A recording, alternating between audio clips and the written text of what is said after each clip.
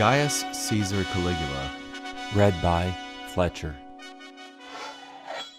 Gaius Caesar Caligula, better known simply as Caligula, ruled ancient Rome for 4 short, horrible years, and entered the world's languages as the embodiment of capricious cruelty.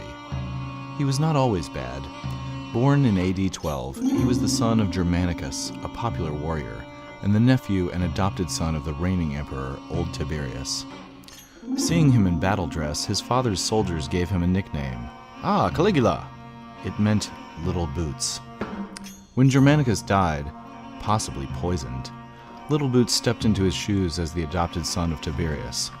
Tiberius taught the boy all he needed to know about degeneracy of every kind. Caligula, join in, join in! Not yet. Not yet. In AD 37, Caligula's patience paid off. The 78-year-old Tiberius sickened. According to some historians, Caligula helped him die. The Roman Senate gave him the throne. It seemed an inspired idea, at first. Caligula cut taxes, restored the aristocracy that Tiberius had gutted, declared a general amnesty. Romans loved him.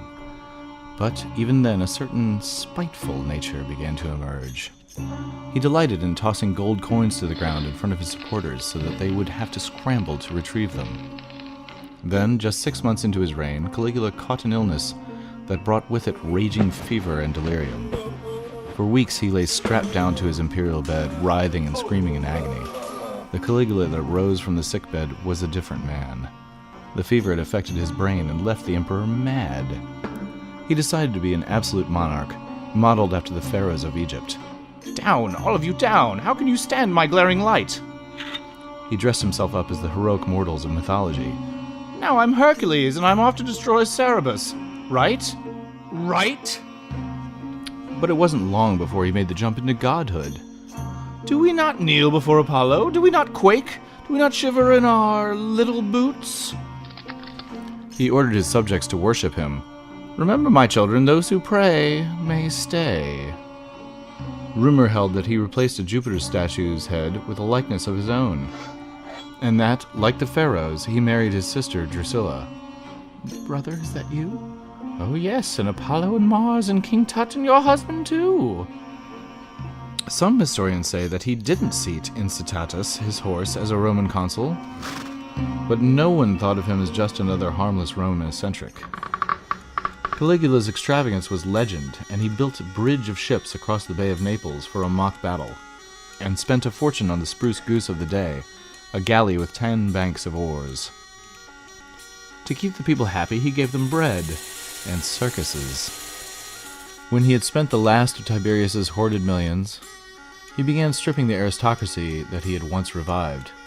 But, Your Majesty, you ruined me. Would you prefer being crucified for treason? Caligula brought his trademark special touch to his cost-cutting measures. A suicide cake. Highness, how thoughtful. And sweet. I insist that you try it.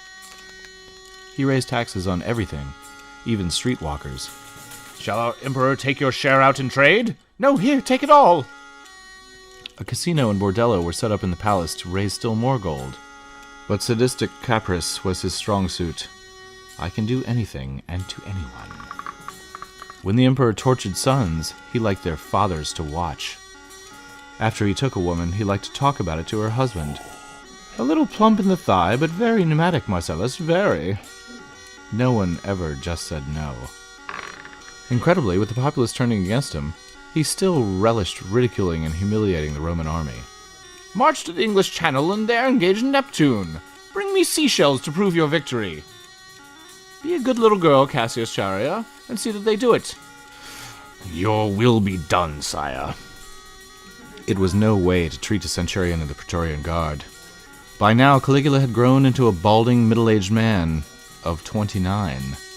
Debauchery had taken its toll.